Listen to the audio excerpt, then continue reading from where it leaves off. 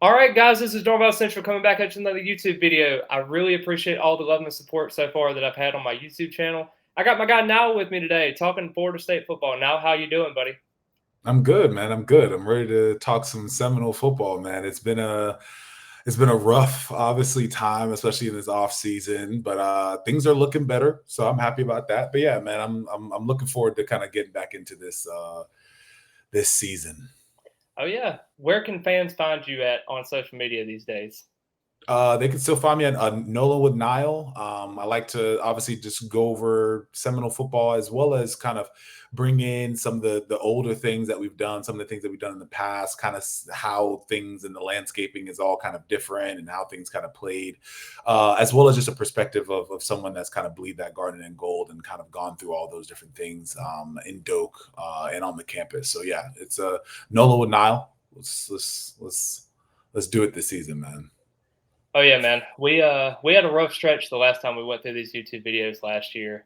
2-10, Yeah. obviously. What was kind of your thought process when Florida State went through that 2-10 season? Nobody really expected it.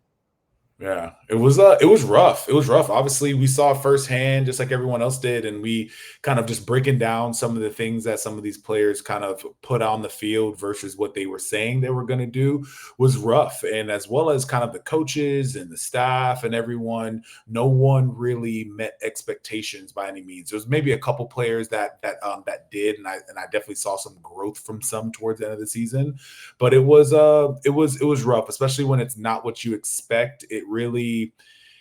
It's really hard to kind of bounce back mentally from that. So I'm interested to see how things kind of progress this season, as well as kind of what our fan base is going to look like and what how everyone's going to kind of feel kind of going into the beginning of the season. What about you, Yeah, bro? I mean, What were your thoughts? Because I know we talked about it a bunch, but like, what was your kind of overall thoughts of us going 2-10? That was crazy.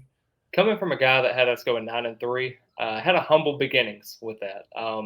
Didn't honestly think that the DJ thing was going to be that bad. Thought he was going to be a veteran leader that was going to be able to take the charge in the offense. Not to say he was going to be a Jordan Travis, but I definitely thought it was going to be a better sense of what we had. We had a rude awakening in Ireland, and then you turn around and you got Boston College on the schedule in the next game, and we're going to talk about this guy a little bit later. But Thomas Castellanos absolutely destroyed that defense, and that was kind of where you saw the beginning of the end. And Mike Norvell really couldn't get himself out of it. The transfer portal didn't really pan out the way he thought it would, and let's face it, Paul Feinbaum, as we're going to discuss a little bit later, was right about Florida State. They did take a spiral down out of control, and we'll see how Florida State responds this season. Yeah, yeah, we'll see. Hopefully in a good way. So I did want to kind of get about that then. So Florida State plays Alabama to begin the season. It's probably not the best opponent to play because they're coming off that embarrassing Michigan loss. They had losses to like Vandy and Oklahoma last year. Wasn't a year they wanted at 9-4. Florida State's going to be at home this season in a renovated Doak Campbell Stadium. The fans are going to be excited. You're thinking new hopes, new dreams, new aspirations, and what the season's going to bring there. But Thomas Castellanos made a lot of headlines this offseason as he talked about Alabama, talking about how Nick Saban can't save them anymore, and Kalen DeBoer is there, and that team is not really that great. I'm going to show them who's boss.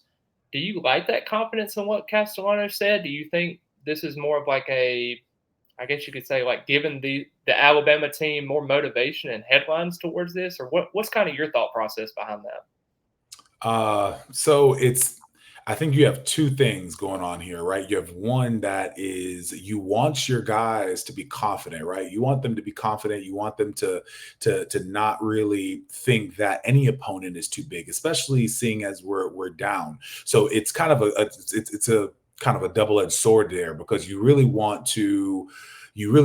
don't want to be a distraction in your locker room, but you also don't want to cause the other team to be more motivated to beat you. So it's really tough because I think that it caused two issues, and obviously, just like I just said, but at the same time, you do want that confidence in the locker room, and your guys are going to have to rally around that in order to make sure those things are kind of come into fruition, that we do what we say we're going to do. And as a quarterback and as a leader, he kind of speaks for the team. So it's like you want to see that, but at the same time, especially I talk to my boys all the time, is when you don't really focus on what's important, things become distractions and you take your eye off the ball. That's the last thing we want to do, especially coming off of a bad season. So at the end of the day, I don't think it was the best choice, but I really don't mind it coming from our quarterback. I think you want to see that, but you'd rather see things happen a little bit differently than it did. What were your thoughts? Yeah, I mean, I thought this team was kind of a no nonsense type of team this year. You got a guy that you're bringing in, an offense coordinator, and Gus Malzahn. He's more of a no nonsense type of coach. He just wants to play ball, just wants to coach ball. He's going back to the offensive side of things where he first started. Um, you even look at Florida State when they were limiting that media access.